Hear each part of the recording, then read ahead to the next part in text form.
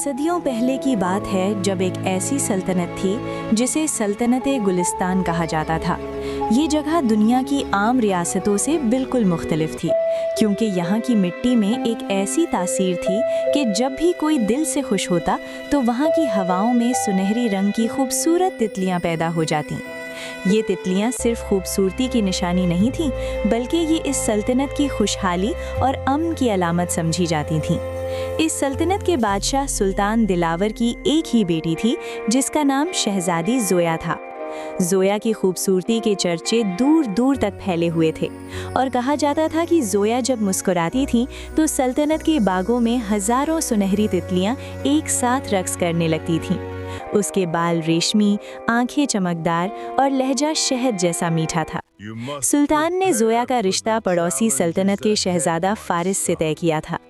فارس شکل و صورت میں بہت حسین اور تلوار بازی میں ماہر تھا، مگر اس کا دل تکبر اور غرور سے بھرا ہوا تھا۔ وہ زویا سے سچی محبت نہیں کرتا تھا، بلکہ وہ زویا کے اس جادوئی حسن کا دیوانہ تھا جس کے ساتھ سنہری تتلیاں اڑتی تھیں۔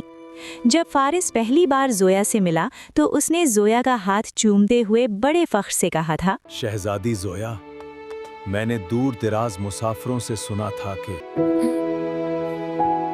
آپ کی مسکراہٹ فضا میں جادو بکھرتی ہے، اور آج میں نے اپنی آنکھوں سے دیکھ لی۔ آپ کے گرد یہ اڑتی ہوئی جادوئی تتلیاں اس دنیا میں سب سے نایاب خزانہ ہے، اور میں آپ سے شادی کر کے میں دنیا کا سب سے طاقتور اور خوش نصیب شہزادہ بننا چاہتا ہوں۔ شہزادی زویا نے حیا سے اپنی پلکیں جھکائیں اور دھیمی آواز میں جواب دیا تھا، شہزادہ فارس، آپ کی ستائش کا شکریہ، لیکن یاد رکھیے کہ یہ تتلیاں صرف میری نہیں بلکہ میری رعایا کے اطمینان اور میرے دل کی سچی خوشی کی علامت ہے۔ مجھے امید ہے کہ آپ کی نظر صرف میرے ظاہری حسن اور ان تتلیوں کے جادو پر نہیں ہوگی، بلکہ آپ میری روح اور میری سلطنت کے امن سے بھی اتنی ہی محبت کریں گے۔ لیکن شہزادہ فارس کے دل میں زویا کے لیے کوئی جگہ نہ تھی۔ اس کے لیے زویا ایک انسان نہیں بلکہ ایک ایسی نایاب ٹرافی تھی جسے وہ اپنی فتح کے طور پر دنیا کو دکھانا چاہتا تھا۔ وہ اکثر تنہائی میں سوچتا کہ جب وہ زویا کو اپنے ملک لے جائے گا تو وہاں کے لوگ اس کے جادو کو دیکھ کر دنگ رہ جائیں گے اور اس کی واہ واہ ہوگی۔ ابھی شادی کی تیاریاں عروج پر تھیں اور پورے ملک کو چراغاں کیا جا رہا تھا کہ اچانک ایک منحوس دن سلطنت پر ایک عجیب اور ہولناک مصیبت ٹوٹ پڑی۔ ایک نامعلوم اور پراسرار بیماری نے شہزادی زویا کو اپنی گرفت میں لے لیا۔ اس بیماری کی کوئی دوا تھی نہ کوئی علاج۔ شہزادی کی حالت دن بدن بگڑنے لگی۔ اس کی گلابی رنگت ہلدی کی طرح پیلی پڑ گئی۔ اس کی جادوئی آنکھوں کی چمک اداسی میں بدل گئی، اور سب سے تکلیف دہ بات یہ ہوئی کہ شہزادی نے مسکرانا بالکل چھوڑ دیا۔ جیسے ہی زویا کی ہنسی غائب ہوئی، سلطنت کی وہ سنہری تتلیاں تڑپ تڑپ کر مرنے لگیں۔ ہر طرف ان کے بے جان وجود بکھرے نظر آتے، باغوں کے پھول کالے پڑ کر مرجھا گئے اور پوری ریاست میں ایک ایسا سناٹا چھا گیا جیسے وہاں کبھی زندگی تھی ہی نہیں۔ سلطان دلاور نے پوری دنیا کے نامور حکیم، جادوگر اور طبیب بلائے اور ان سے التجا کی، اے دنیا کے عقل مندوں، میری بیٹی کو بچا لو، اسے وہ مسکراہٹ واپس دے دو جس سے میرا ملک مہکتا تھا، میں تمہیں منہ مانگا انعام دوں گا۔ مگر ہر ایک نے ہار مان لی اور کہا کہ یہ بیماری جسم کی نہیں بلکہ کسی گہرے سائے کی ہے۔ جب شہزادہ فارس کو یہ خبر ملی تو وہ تعزیت کے بہانے دوڑا چلا آیا، مگر جب اس نے زویا کے کمرے میں قدم رکھا اور اسے اس حال میں دیکھا کہ وہ پہچانی بھی نہیں جا رہی تھی تو اس کے چہرے پر ہمدردی کے بجائے گھن اور نفرت کے تاثرات ابھے۔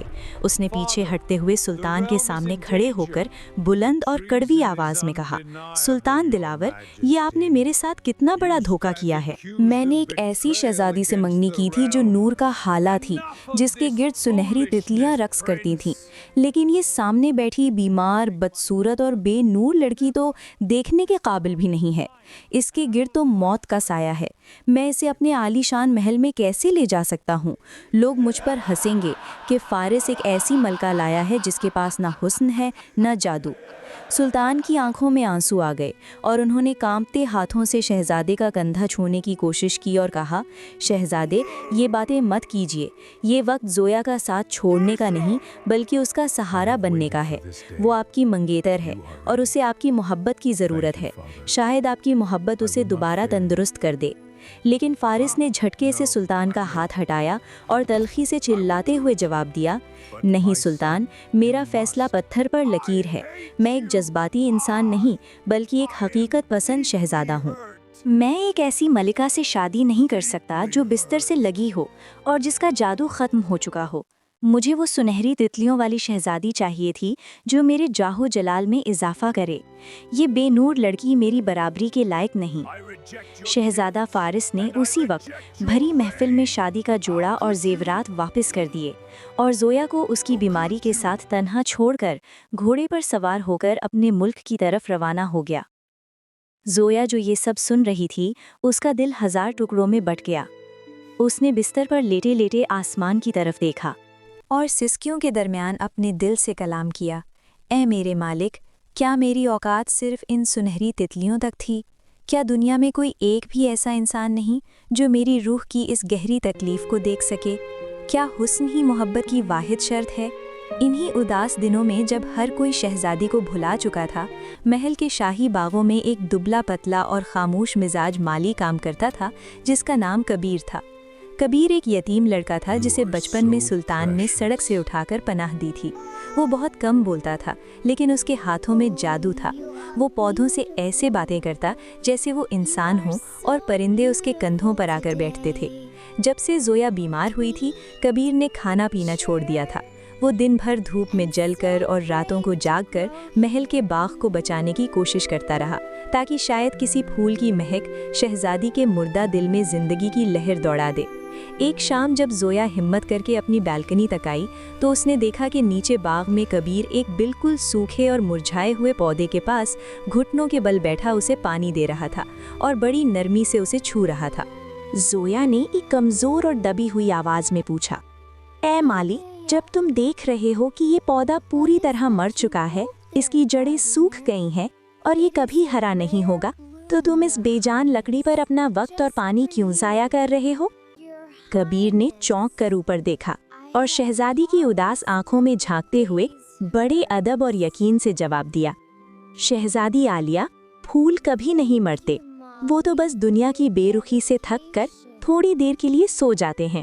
انہیں مہنگی دواؤں کی نہیں بلکہ سچی امید، بے غرض محبت اور کسی کی توجہ کی ضرورت ہوتی ہے۔ میرا یقین ہے کہ انسان ہو یا پھول، جب تک دنیا میں کوئی ایک شخص بھی ایسا ہو جو ان کی زندگی پر یقین رکھتا ہو، وہ دوبارہ جی اٹھتے ہیں اور پہلے سے زیادہ خوشبو بکھیرتے ہیں۔ شہزادی زویا کے دل میں ایک ہلچل سی مچی۔ اس نے پہلی بار کسی کی باتوں میں سچائی کی تپش محسوس کی۔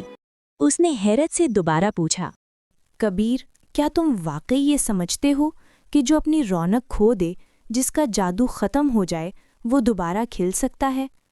کبیر نے مسکرا کر بڑی متانت سے کہا، جی شہزادی، کیونکہ اصل خوبصورتی ان پتوں اور رنگوں میں نہیں ہوتی جو جھڑ جاتے ہیں، بلکہ اصل حسن تو ان جڑوں کی مضبوطی اور اس خلوص میں ہوتا ہے جو مٹی کے اندر چھپا ہوتا ہے۔ زویا کو لگا جیسے اس کے زخموں پر کسی نے مرہم رکھ دیا ہو۔ اس نے اسی وقت اپنے باپ سلطان دلاور کو بلوایا اور ان سے ایک عجیب فرمائش کی، بابا، مجھے ان شاہی محلوں کی دیواروں، ان قیمتی ریشمی پردوں اور طبیبوں کی کڑوی دواؤں سے گھٹن ہوتی ہے۔ مجھے کچھ عرصے کے لیے اس پہاڑی پر بنے چھوٹے سے لکڑی کے گھر میں رہنے دیں جہاں کبیر پودوں کی نرسری رکھتا ہے۔ مجھے شہزادی بن کر نہیں بلکہ ایک عام انسان بن کر جینا ہے۔ مجھے سکون کی تلاش ہے۔ سلطان اپنی بیٹی کی یہ بات سن کر حیران رہ گئے، لیکن اس کی خوشی کی خاطر انہوں نے اجازت دے دی اور کبیر کو حکم دیا کہ وہ شہزادی کی حفاظت اور دیکھ بھال کا ذمہ لے۔ پہاڑی کے اس چھوٹے سے گھر میں زندگی بالکل مختلف تھی۔ وہاں نہ کوئی کنیز تھی، نہ کوئی پروٹوکول۔ کبیر نے شہزادی کے لیے ایک چھوٹی سی جھونپڑی تیار کی اور اس کا خیال کسی ملکہ کی طرح نہیں بلکہ ایک ایسی مقدس روح کی طرح رکھا جسے بچانا اس کا فرض تھا۔ وہ ہر صبح شہزادی کے لیے جنگل سے نایاب جڑی بوٹیاں لاتا، ان کا عرق نکالتا اور اسے پرانے قصے سناتا۔ وہ اسے بتاتا کہ کیسے ایک چھوٹا سا بیج زمین کی سختیوں کو چیر کر باہر نکلتا ہے۔ ایک سرد رات جب زویا اپنی بیماری اور شہزادہ فارس کی بے وفائی کو یاد کر کے رو رہی تھی تو کبیر نے بڑی ہمت کر کے اس سے کہا، शहजादी ज़ोया, आंसू मत बहाइए। शहजादा फारिस ने सिर्फ आपकी वो चमक देखी थी जो सूरज की रोशनी में नजर आती है, इसलिए वो अंधेरा होते ही चला गया। लेकिन उसने कभी आपका वो दिल नहीं देखा जो दूसरों की दुख पर तड़पता है।